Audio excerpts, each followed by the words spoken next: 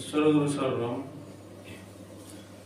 আমি গুরুনাথ সত্যধর্ম মহামণ্ডলের পক্ষ থেকে আমার আদিষ্ট সাধককে প্রণাম জানিয়ে এই সত্যধর্মের সদ্গুরু বা আদিষ্ট চেনার যে উপায় সেই বিষয়ের উপরে কয়েকটা কথা বলবো।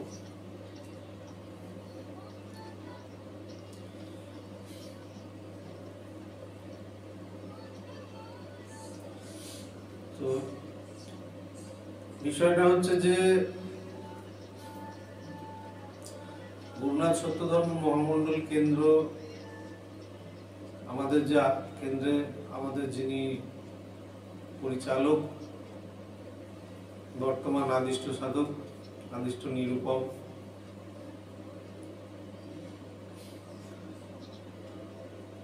তার সম্পর্কে কয়েকটা কথা বলবো।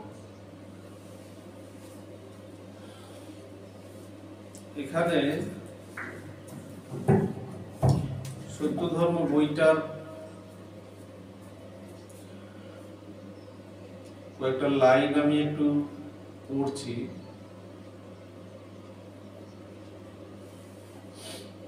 157 পাতায় বইয়ের। এ স্থানে আবার বলিতেছি যে সুধা ভ্রমে গরল পান করিও না।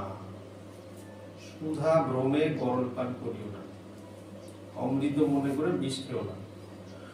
উজ্জ্বল রত্ন বলিয়া জ্বলন্ত অঙ্গার অঙ্গে ধারণ করিও না। জ্বলন্ত অঙ্গার মানে জ্বলন্ত কয়লা, উজ্জ্বলতা দেখে জ্বলন্ত কয়লা অঙ্গে ধারণ করতে বারণ করছে। পবিত্র পবিত্র জ্ঞানে কাল সর্প বক্ষ লগ্নে করিও না। কাল সাপ পবিত্র ভেবে গলায় ঝুলিও না। আচ্ছা, এই উপমার অর্থ হচ্ছে, পরে লিখছে এখানে যে অর্থাৎ পাপাচারী অজ্ঞান মূর্খ ব্যক্তিকে কখনো গুরুরূপে বরণ করিয়া ইহকাল ও পরকালে অধঃপাতে যাইও না। তো এর মানেটা কি? এখানে এই কথার যে মানে হয় সেটা হচ্ছে যে পাপাচারী অজ্ঞান মূর্খ ব্যক্তিকে গুরুরূপে বরণ করতে মানা করছে। প্রত্যেকের গুরু মানে ছাড়া থাকা ভালো, কিন্তু ওই রকম মানুষকে গুরুরূপে মানতে বারণ করা হচ্ছে। তাতে কি হবে? ইহকাল পরকালে সব নষ্ট হবে। ইহকালও যাবে, পরকালও যাবে। যদি শাস্ত্র জ্ঞান সম্পন্ন প্রেমময়াদি অবস্থা বিশিষ্ট, প্রেমময়াদি অবস্থা বিশিষ্ট, প্রেমময়াদি অবস্থা বিশিষ্ট কি? প্রেমময় অবস্থা, এর নিচে এখানে শর্ট নোট দেওয়া আছে, ফুটনোট। জ্ঞানময় অবস্থা, দূরদর্শনময় অবস্থা এবং ভাবী জ্ঞানময় অবস্থা, ইহাদিগের বিশেষ বিবরণ অন্য গ্রন্থে লিখিত হইল।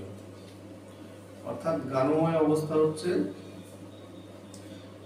যে তার এমন একটা শক্তি জন্মে যে কোনো ব্যক্তির যে কোনো প্রশ্নের উত্তরে তিনি সেটাকে একটা পদ্যে বা গানে উত্তর দিতে সক্ষম হন। আমি একটা কথা বললে তিনি তার উত্তরটা পদ্যে দেবেন, অর্থাৎ ছন্দ মিলিয়ে। দূরদর্শনময় অবস্থা, দূরদর্শনময় অবস্থা কি? দূরদর্শন মানে দূরের জিনিস দর্শন করা। এখানে বসে তিনি অনেক দূরের বিষয় সমূহ সম্পর্কে বলতে পারবেন, সেখানে কি হচ্ছে না হচ্ছে। ভাবী জ্ঞানময় অবস্থা, ভাবী জ্ঞানময় অবস্থা হচ্ছে একটা বিশেষ জ্ঞান।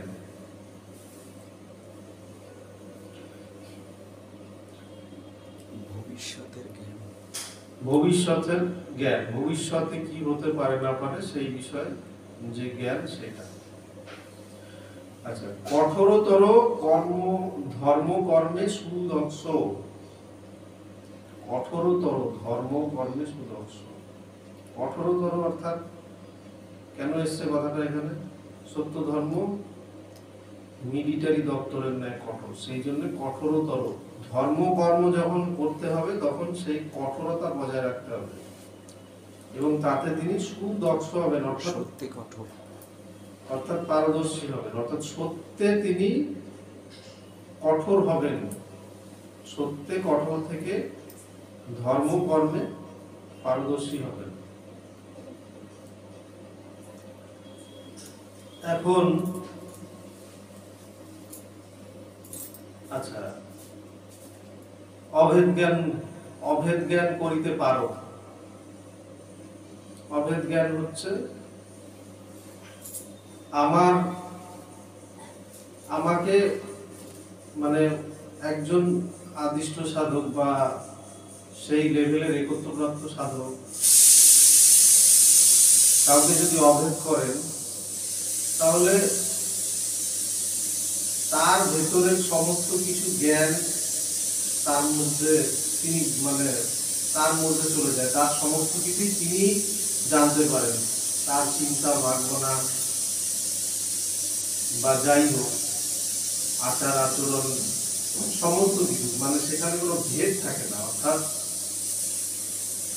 আলাদা থাকে না। একজন মানুষ সম্পর্কে তো তার ভেতরে ঢোকা সম্ভব হয় না, কারণ তার মনে কি চলছে, তার মস্তিষ্কে কি চলছে, এগুলো বোঝা সম্ভব হয় না। কিন্তু অভেদ জ্ঞান যে সিদ্ধি, সেই সিদ্ধিতে সেসবগুলো সম্পর্কে জানা যায়, তার কাছে লুকানোর আর কোনো জায়গা থাকে না, তো সেটা করতে পারো। বাক সিদ্ধি তিনি যা বলবেন তাই ঘটবে। অর্থ বিষয়ে নিষ্ক্রিয়, অর্থের লিপ্সা লালসা থাকবে না, অর্থের তার প্রয়োজনীয়তা থাকে না। জাতগুণ সমূহের লয় সম্পাদনে কৃতকার্য, অর্থাৎ ষড়রিপু অষ্টপাশ দমন করতে যিনি সক্ষম বা তাকে নিয়ন্ত্রণ করতে যিনি সক্ষম। পাপ গ্রহণ অন্যের পাপ গ্রহণ করা, এবং পাপ গ্রহণ গৃহীত পাপ হইতে তৎক্ষণাৎ মুক্তি লাভ।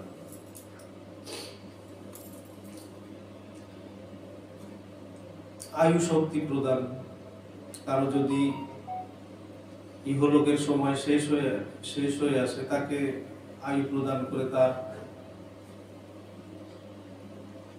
জীবন আরো কিছুদিন বাড়িয়ে দেওয়া, আরো কয়েক বছর বাড়িয়ে দেওয়া। ও আত্মার অসীমত্ব সাধনা প্রভৃতি বিষয়ে সিদ্ধ, বিশেষত ভক্তি প্রেম শ্রদ্ধা এই গুণত্রয় সম্পন্ন ব্রহ্মদর্শী বা তদীয় অনুজ্ঞাত মহাপুরুষের দর্শন লাভ করো, তবে তাহার নিকটে দীক্ষা গ্রহণ করতে পারো, এবং তিনি প্রকৃত পক্ষে গুরু হইবার উপযুক্ত। তাহলে এই যে গুণাবলীর কথাগুলো এখানে লিখিত হয়েছে, এই গুণাবলী সম্পন্ন ব্যক্তিত্ব যদি না পাওয়া যায়, তাহলে গুরু রূপে কাউকে বরণ করাই উচিত নয়। কারণ এই গুণগুলো যদি না থাকে, তাহলে সেই ব্যক্তি পাপাচারী হবে, অজ্ঞান হতেও পারে, নাও হতে পারে। কারণ তার যদি একাডেমিক কোয়ালিফিকেশন বেশি থাকে, তাকে অজ্ঞান বলা যাবে না। হয়তো সত্য ধর্ম সম্পর্কে জ্ঞান কম থাকতে পারে, মূর্খ, যাই হোক, সেটাও তাই, যার জ্ঞান নাই সেই মূর্খ। পাপাচারী হবেই হবে, এতে কোনো ভুল নেই। তার কারণ হচ্ছে পৃথিবীতে পাপ এবং পুণ্য এই দুটো জিনিস হয়, এর মাঝখানে কিছু হয় না। তোমার কর্ম দ্বারা হয় পুণ্য হবে, নয় পাপ হবে। এবারে সেটা সম্পর্কে সচেতনতা না থাকলে কোনটা করলে পাপ হবে, সূক্ষ্ম পাপ হবে, কি করে বুঝবে? বোঝা সম্ভব না তো তার পক্ষে। আর গুরুদেব লিখে গেছেন যে গুরু বাক্য পালন করাই ধর্মার্থীর পুণ্য তাহা লঙ্ঘনই পাপ। অর্থাৎ গুরু যেটা বলবে সেটা যদি পার্থিব সমাজে পাপ বলে বিবেচনা হয় সেটাও তার কাছে পুণ্য। অর্থাৎ পাপ পুণ্য বিচার করা তার মানে অনেক কঠিন ব্যাপার। যেটা আমরা চিরাচরিত তথাকথিত ভাবে জানি পাপ, সেটা পাপ নাও হতে পারে সত্য ধর্মের বিচারে। তো এই গুণ না থাকলে তার কার্যাবলীতে যে পাপ হচ্ছে না সেটা বোধগম্য করা তার পক্ষে মুশকিল। তার মানে তিনি নিশ্চিত পাপাচারী এইসব গুণ না থাকলে। তো এই একটা পয়েন্টের উপরে ভিত্তি করে বলাই যায় যে এরকম গুরু, তাহলে গুরুর অনুসরণ করা মানে চূড়ান্ত বোকামো। চূড়ান্ত বোকামো বললে এই যে প্রথমে যে কথাগুলো লিখেছে যে সুধা ভ্রমে গরল পান করিও না, অমৃত ভেবে বিষ পান করতে মানা করছে। উজ্জ্বল রত্ন বলিয়া জ্বলন্ত অঙ্গার অঙ্গে ধারণ করিও না, উজ্জ্বলতা দেখে জ্বলন্ত কয়লাকে উজ্জ্বল রত্ন বলে ভুল করো না। পবিত্র জ্ঞানে কাল সর্ব বক্ষলগ্ন করিও না। তো পবিত্র ভেবে কাল সর্প গলায় ঝোলাতে বারণ করেছে। তো এই যে কথাগুলো লিখেছে, তো তার মানে এই গুণ সম্পন্ন ব্যক্তিত্ব না পেলে তার গুরু রূপে কাউকে বরণ করা উচিত নয়। এবং তাতে কি হবে? তাতে ইহকাল পরকাল সমস্ত নষ্ট হবে, অধোগতি যাবে। আচ্ছা, এবার বই বন্ধ করে কিছু কথা বলি। কথাগুলো হচ্ছে এই গুণগুলো যেগুলোর কথা এখানে লেখা হয়েছে, গুরুদেব লিখে গেছেন সত্য ধর্ম বইতে, একজন মানুষের মধ্যে থাকতে পারে কিনা সে বিষয়ে সন্দেহ থাকাই স্বাভাবিক। কারণ এগুলো অতি উন্নত স্তরে গেলে এই গুণগুলো আসে। এবারে সাধারণ মানুষ, আমার মতন যে সমস্ত মানুষজন আছেন, তাদের পক্ষে বোঝা এক প্রকার অসম্ভব। বোঝা নয়, তাদের ধারণা করা, তাদের পক্ষে ধারণা করা এক প্রকার অসম্ভব যে এই রকম গুণ সম্পন্ন মানুষ হতে পারে, এই পৃথিবীতে থাকতে পারে। কারণ এ এত মহাকঠিন। আর গত মহাত্মা নিবারণের মানে পরে আর কাউকে দেখা যায়নি এই গুণ সম্পন্ন। অর্থাৎ এই গুণ সম্পন্ন মানুষ যে হতে পারে সেটা 100 বছরের উপরে বোধহয় হয়ে গেছে, কেউ দেখেনি। তো সেটা সম্পর্কে মানুষের বিশ্বাস জন্মাবে কোথা থেকে? জন্মানো সম্ভব নয় বিশ্বাস। কারণ এরকম মানুষ যদি না দেখি, মানে কেউ যদি তার পুরো জীবদ্দশায় না দেখে এরকম মানুষ, বা তার আগের জেনারেশনও যদি না দেখে, তাহলে কোথা থেকে তার মধ্যে এরকম একটা ধারণা জন্মাবে যে এই গুণ সম্পন্ন মানুষও হতে পারে বা থাকতে পারে? তো এটা একটা কঠিন বিষয়। এবারে কেউ যদি দাবি করে যে তার মধ্যে এই গুণাবলীগুলো আছে, বা তার অনুসরণকারী বা তার শিষ্য যদি কেউ দাবি করে যে তার গুরুর মধ্যে এইরকম কিছু গুণাবলী আছে, তো সেইটা তাহলে অথেন্টিকেশন ভ্যালিড করার জন্য, তিনি সত্য বলছেন কিনা সেইটা যাচাই করার জন্য খুব কাছের থেকে লক্ষ্য করতে হবে, অবজারভেশন করতে হবে। তাছাড়া তো সম্ভব নয়। আমি ধরাছোঁয়ার মধ্যে গেলাম না, যে ব্যক্তির সম্পর্কে কথাগুলো বলা হচ্ছে তার ধরাছোঁয়ার মধ্যে আমি গেলাম না, তো তাহলে তাকে কি করে বুঝবো এই আদৌ গুণাবলীগুলো আছে কিনা? বোঝা সম্ভব? পরিবারের মধ্যে পাশে থেকে তাই গুণ খুঁজে পাওয়া যায় না, আর তার সান্নিধ্যে না এসে তার সম্পর্কে কি করে, মানে তার গুণাবলী সম্পর্কে কি করে মানে বোঝা যাবে যে এই গুণগুলো তার মধ্যে আছে, আদৌ আছে কিনা? আচ্ছা, আসতে হবে। আচ্ছা, নাচটা করাতে হবে। তো আমি আবেদন করছি সবার কাছে যে তাহলে আপনারা আসুন, এসে যাচাই করুন। এখানে তো কোনো মানে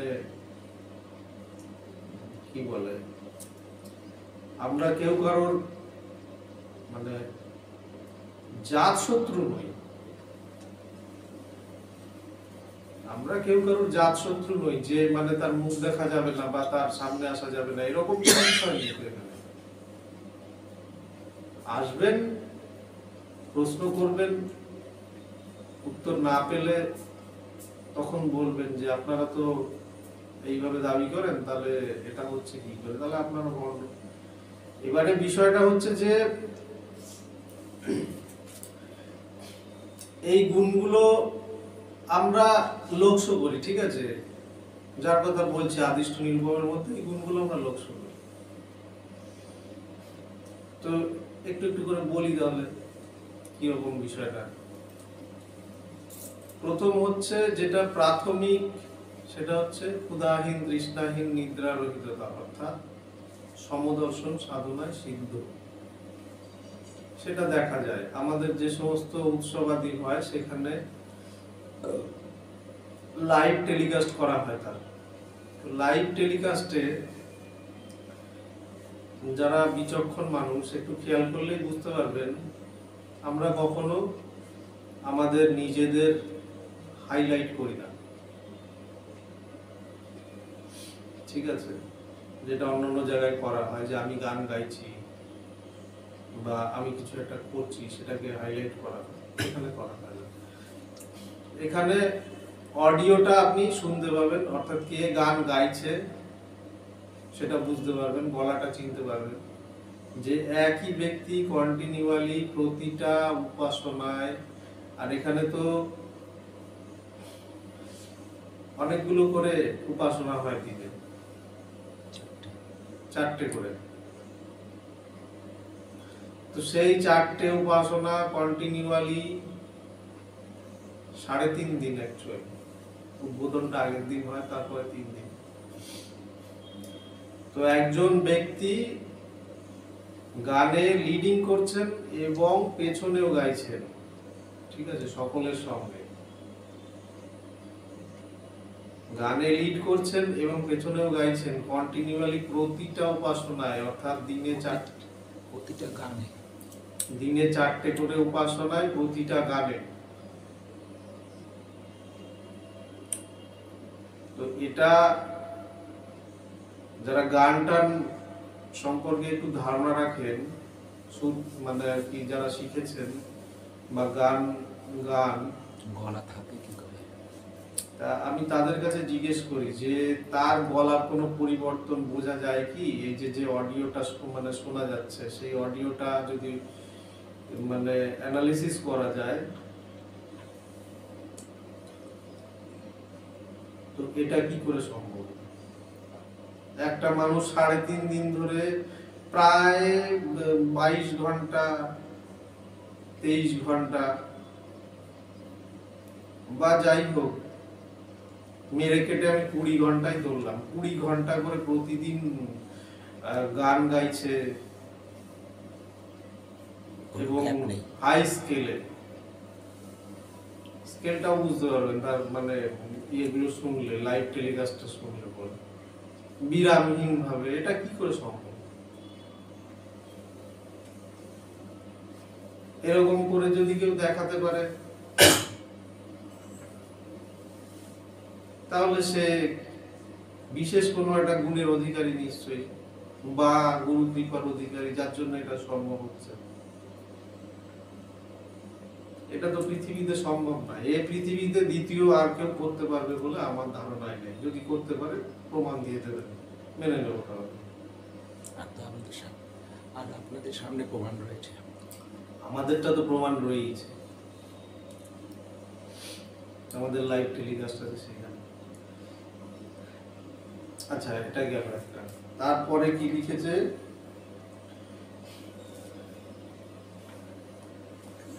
শাস্ত্র জ্ঞান সম্পন্ন। শাস্ত্র জ্ঞান সম্পন্ন কিনা তা আমাদের যে সমস্ত ভিডিও ক্লিপ আছে সেগুলো ওনার শাস্ত্রপাঠ শুনলেই বোঝা যাবে। আর নতুন বিভিন্ন বিষয়ে গানের ব্যাখ্যা বিভিন্ন বিষয়ের উনি ব্যাখ্যা দিয়েছেন, যেগুলোকে কাটার মতন জায়গায় এখনো কেউ মানে কাটতে পারেনি এখনো।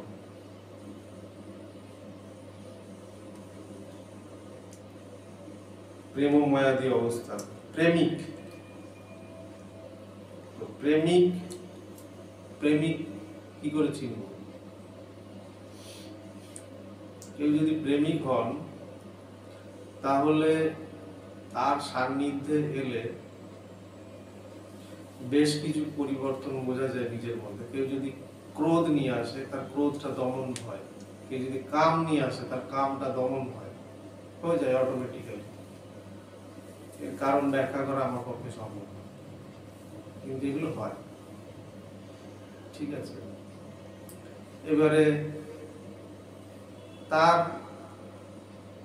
মানে তিনি যখন বক্তব্য রাখবেন তার সামনে যদি কেউ আসে তো তার এই উপলব্ধিগুলো হবে, এটা দূর থেকে হওয়া সম্ভব না। আচ্ছা, তারপরে কি বলেছে? কঠোরতর ধর্মকর্মে সুদর্শন। সত্যে কঠোর থেকে তিনি ধর্মের কাজ করছেন কিনা সেইটা বুঝতে গেলেও কাছে আসতে হবে খানিকটা। কারণ এই পৃথিবীতে 4টে উপাসনা প্রতিদিন কোনো জায়গায় হয় না। তথাকথিত যে সমস্ত সত্য ধর্মের সংগঠন আছে কেউ করে না, করার মতন সামর্থ্য নাই।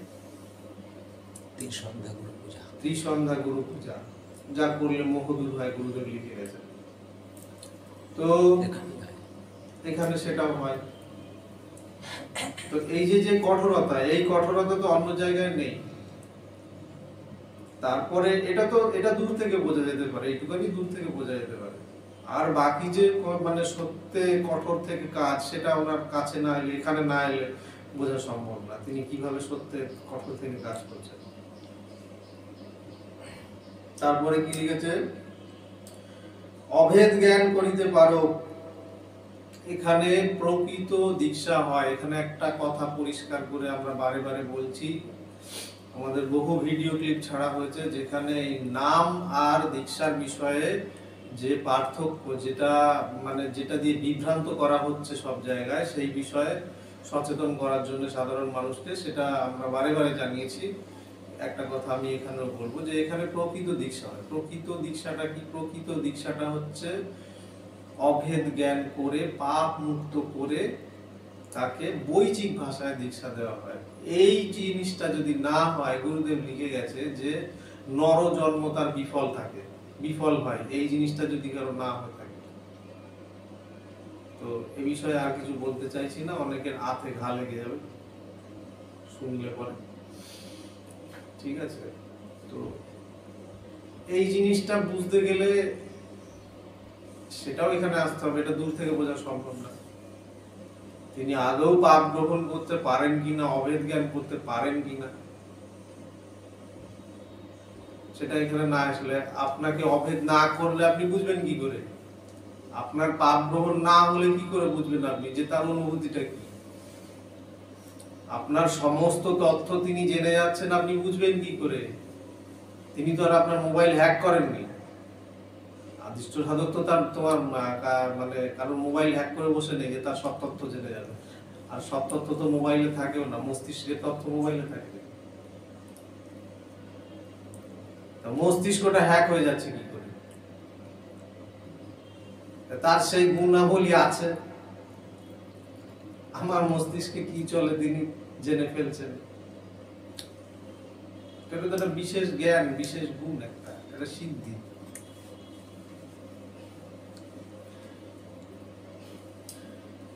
বাক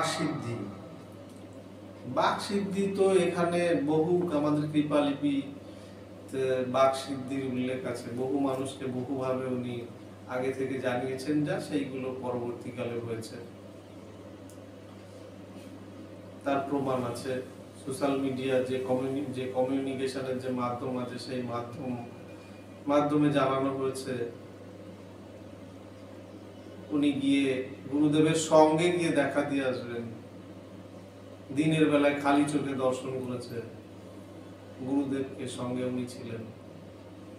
যাই হোক, এগুলো আগে থেকে জানানো হয়েছে, তাই এগুলো কি করে সম্ভব? সিদ্ধি আছে বলে সম্ভব। অর্থ বিষয়ে নিষ্পৃহ। আচ্ছা, অর্থ বিষয় নিষ্পৃহ, এটা ওই সঙ্গে একটু আমার সন্তানের কথা আমি জানি না, সেটাও জানি না তোমার। আচ্ছা, হ্যাঁ, এটা ভুলে গেছিলাম, একটা পয়েন্ট আমি মনে করিয়ে দিলাম। আমার যে দুটি সন্তান হয়েছে ভেরি রিসেন্টলি, সে বিষয়েও আমাদেরকে অনেকদিন আগে থেকেই অবগত করা হয়েছে। কি করলে আমার স্ত্রী সন্তান ধারণ করতে পারবেন সেটা জানানো হয়েছে। তাকে বলা হয়েছিল আধ্যাত্মিক উন্নতি না করলে তার পক্ষে সন্তান ধারণ করা প্রায় অসম্ভব ব্যাপার। তো সেটা তিনি খানিকটা করেছেন আমার স্ত্রী। তারপরে সন্তান ধারণ হয়েছে, তারা ভূমিষ্ঠ হয়েছে কিছুদিন আগে, নভেম্বর মাসে। এবারে যমজ সন্তান, সেটাও আগের থেকে বলে দিয়েছিলেন, উইদাউট আল্ট্রাসোনোগ্রাফির প্রয়োজন পড়েনি। একজন ছেলে একজন মেয়ে, সেটাও জানিয়ে দিয়েছেন। ছেলে যে সে তার ওজন একটু কম, সেটাও জানিয়ে দিয়েছেন। তো যাই হোক, তাহলে এগুলো কি করে সম্ভব হয়ে যায়? লিঙ্গ নির্ধারণ তো ভারতবর্ষে বেআইনি, তো তিনি লিঙ্গ নির্ধারণ কি করে দিলেন যে একজন ছেলে একজন মেয়ে আসছে?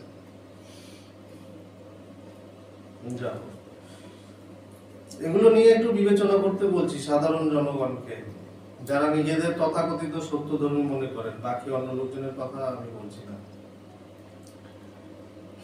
অর্থ বিষয়ে নিষ্পৃহতা, এটা বুঝতে গেলে, তার যে অর্থ বিষয়ে নিষ্পৃহতা নেই এটা বুঝতে গেলে এখানে তো তার কাছে আসতে হবে, না হলে কি করে বোঝা যাবে? তিনি সত্য ধর্মের জন্য হোল টাইমার হয়েছেন। হোল টাইমার শব্দের অর্থ কি? অর্থাৎ 24 ঘন্টা তিনি সত্য ধর্মের জন্য কাজ করেন। তিনি নিজের আয়ের জন্য কিছু করেন না। এটা অনেক বছর হয়ে গেছে। এবারে কথা হলো যে তাহলে আয় না করলে সংসার চলে কি করে? গুরুদেব বলে গেছে তো, যে মুখ্য ঠিক রাখলে গৌণ সুচারু রূপে চলে। তা উনি মুখ্য ঠিক রেখেছে, তাই গৌণগুলো সুচারু রূপে চলছে, এটা প্রমাণিত। উনি আয় করেন না, একটা টাকাও আয় করেন না। না, এটা ভুল বললেন। যা আয় করেন ছবি বিক্রি হয়, ওনার যে সমস্ত গুরুদেবের ছবি টবি আছে, সেই সমস্ত ছবি যা বিক্রি হয়, তাতে হয়তো মাসে 100 টাকা 200 টাকা আয় হতে পারে, তার বেশি নয়। ঠিক আছে? তো বর্তমান বাজারে 100 টাকা 200 টাকা দিয়ে সংসার চালানো কি সম্ভব? তাহলে তার অর্থ বিষয়ে কোনো স্পৃহা নেই। তিনি একজন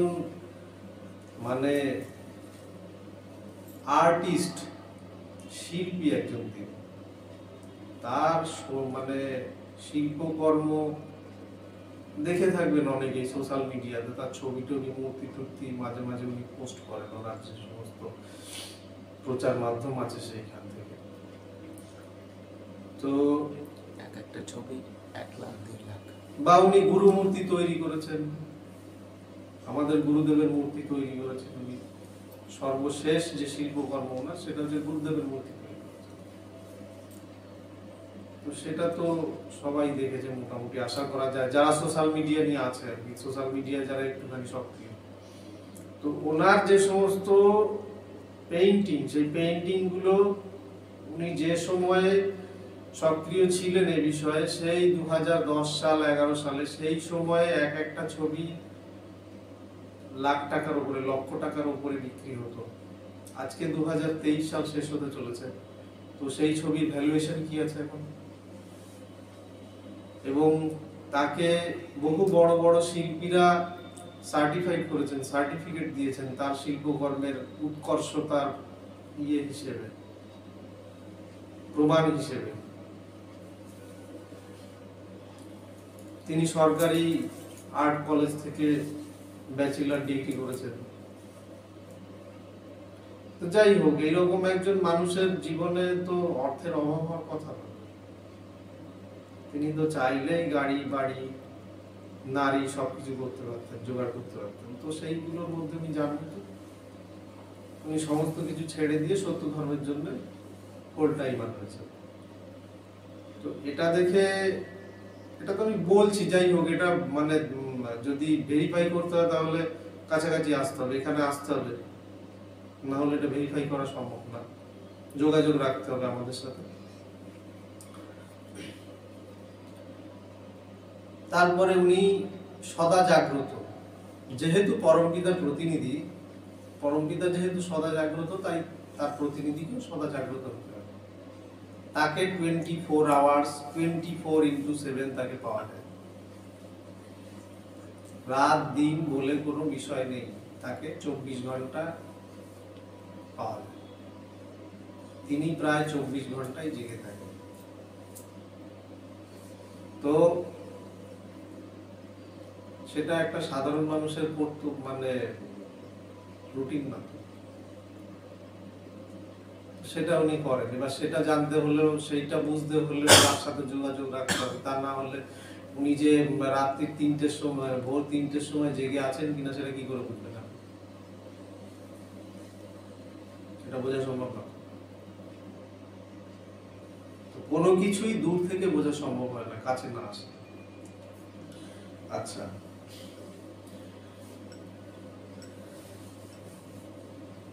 তারপরে কি লিখেছে বাক্সে? জাত গুণ সমূহের লয় সম্পাদনে কৃতকার্য বা সমর্থ, অষ্টপাশ ষড়রিপু দমন করতে তিনি সক্ষম কিনা সেটা বুঝতে গেলে এখানে অবশ্যই উপস্থিত হতে হবে। এটা দূর থেকে বোঝা অসম্ভব ব্যাপার।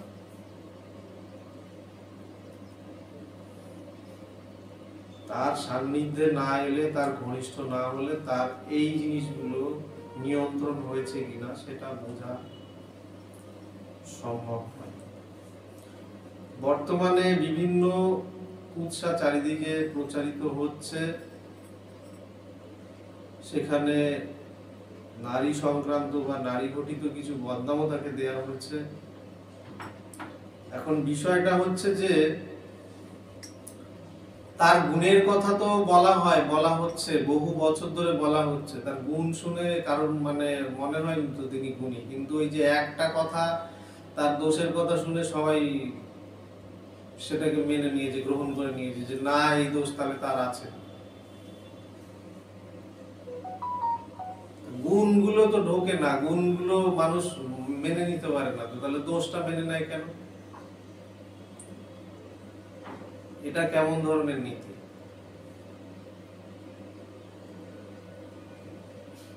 গত 8 বছর ধরে তার গুণের কথা মানে প্রচার করা হয়, সে যেভাবেই হোক না কেন।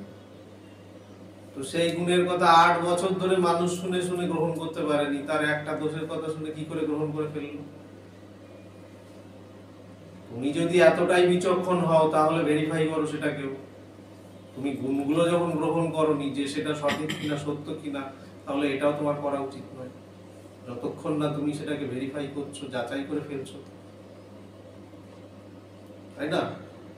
কে কি বলছে বলতেই পারে।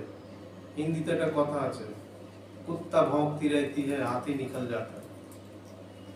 তো কুকুর ওরকম ঘেউ ঘেউ করে, হাতি আস্তে আস্তে সেই এলাকা, সেই কুত্তার যে গলি, কুকুরের যে গলি, সেটা পার হয়ে যায়। ঠিক আছে, কুকুরের চেঁচানোতে তার গতি অবরুদ্ধ হয় না। তো বিষয়টা তাই। যাও, তারপরে কি বলেছে এখানে? আয়ু, আচ্ছা, পাপ গ্রহণ, গৃহীত পাপ হইতে তৎক্ষণাৎ মুক্তি লাভ। এটা উনি যে প্রকৃত যে দীক্ষা দেন, সেই দীক্ষা না হলে বোঝা সম্ভব না। উনি যে পাপ নিতে পারেন, সেটা পাপ তো একটা বোঝা, সেই বোঝাটা যে হালকা হলো সেটা বোঝা যাবে কি করে, কখন বোঝা যাবে? দীক্ষা হলে বোঝা যাবে, তারপরেই উপলব্ধিটা হবে যে আমি কিঞ্চিত হালকা হলাম। তো এটা আমি বললে আপনি বুঝবেন না, বোঝা সম্ভব না। আপনার হলে আপনি বুঝতে পারবেন। আর এই যে পাপ মানে কি? পাপ মানেই তো রোগ, রোগ মানেই পাপ। তো এই যে উনি পাপ নিচ্ছেন, এটা যদি উনি কর্তন করতে না পারতেন তো এতদিনে ওই এগুলো ত্যাগ করতে হতো। তার মানে এই গুণটাও আছে ওনার, সেটাও করতে পারেন।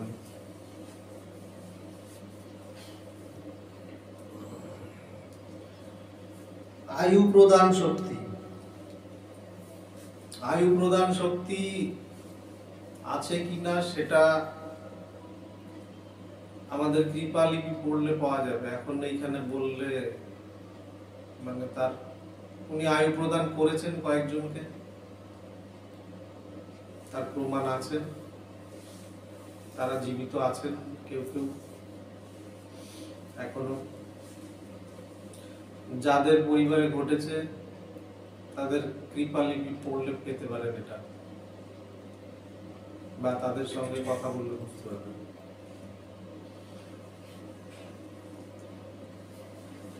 আত্মার অসীমত্ব সাধনা,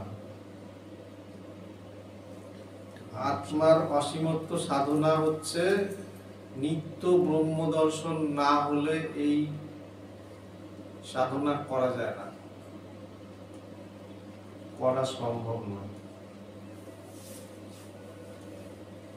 তো এই আত্মার অসীমত্ব সাধনা যে করতে পারে তিনি নিত্য ব্রহ্মদর্শী। এবারে এটা তো অনেক উচ্চ পর্যায়ে হয়ে গেল, এটা বোঝানোর মতন প্রমাণ এখান থেকে আমার পক্ষে দেওয়া মুশকিল। এটা বুঝতে গেলে তার সান্নিধ্যে আসতে হবে, তার সান্নিধ্যে না এলে বোঝা সম্ভব না। এবং আরো মানে যেটা বলার দরকার সেটা হচ্ছে একত্ব প্রাপ্ত না হলে এটা বোঝা সম্ভব না। এটা অনেক উচ্চ স্তরের বিষয়, এটা আমাদের পক্ষে বোঝা কঠিন ব্যাপার। যাই হোক, তার সান্নিধ্যে এলে কিঞ্চিত উপলব্ধি হয় এবং নিজে উন্নতি করলে সেটা সব থেকে ভালো বোঝা যায়। ভক্তি, প্রেম, শ্রদ্ধা এই গুণত্রয় সম্পন্ন ব্রহ্মদর্শী। তো এই যে গুণ সম্পর্কে, আগে যে গুণগুলি সম্পর্কে আমি বললাম, তো এই গুণগুলি হচ্ছে সিদ্ধি। যার এই গুণগুলো হয়েছে তার ব্রহ্মদর্শন হয়েছে, সেটা ধরেই নেওয়া যায়। এতগুলো সিদ্ধি যার হয়েছে তার ব্রহ্মদর্শন হয়নি, সত্য ধর্মের মানে নিয়ম অনুসারে এটা হতে পারে না। কারণ এটাও কঠিন ব্যাপার, আমার পক্ষে বোঝানো মুশকিল। তার ব্রহ্মদর্শন হয়েছে কিনা এর প্রমাণ আমি দিতে পারবো না। তার এই গুণগুলো দেখে আমাকে বুঝে নিতে হবে তিনি আদৌ ব্রহ্মদর্শন করেছেন কিনা। গুণগুলো যদি আমি বুঝতে পারি তাহলে আমার মানে এটা আমার বুঝতে সুবিধা হবে যে এই গুণগুলো সত্য ধর্মে যখন লিখিত আছে যে এই গুণের অধিকারী হলে ব্রহ্মদর্শন মানে হবে, তার মানে তার ব্রহ্মদর্শন হয়েছে,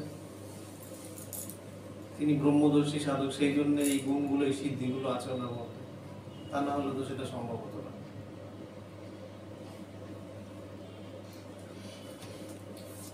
এই বলে আমি আমার বক্তব্য শেষ করলাম।